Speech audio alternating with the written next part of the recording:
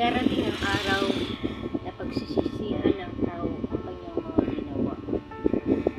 Darating ang araw na iisipin niya kung bakit hindi ko pinagsisihan ang mga kasalanan ko sa lupa.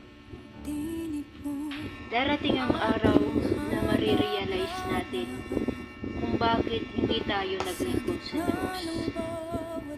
Darating ang araw na marirealize natin bakit hindi tayo nagsisi na lumbalik sa Diyos.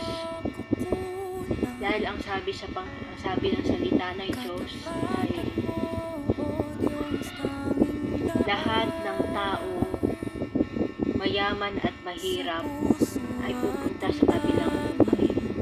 Subalit, sabi ng Panginoon, gayon na lamang ang pag-ibig ng Diyos sa sanglibutan, kaya ibinigay niya ang kanyang buktong na anak upang ang sino mang sumampalataya ay hindi mapahamak kundi magkaroon ng buhay na walang hanggan.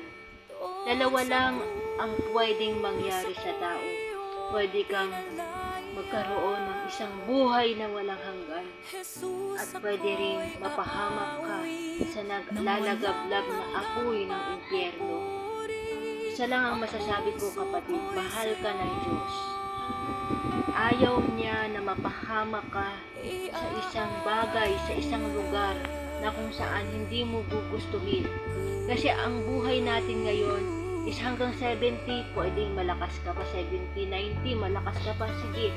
Pero, ang sabi ng John 3:16, isang pagpapala ng Diyos ang magkaroon ka ng isang buhay na walang hanggan, at pwede rin isang kapahamakan ang sasapitin mo sa impyerno. Ito ay everlasting punishment.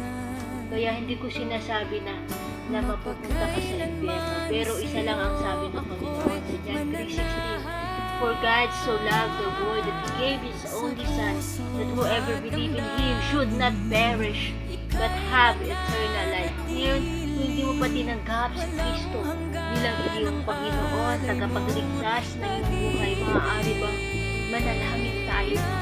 Panginoong Jesus, nagsisi ako sa aking kasalanan.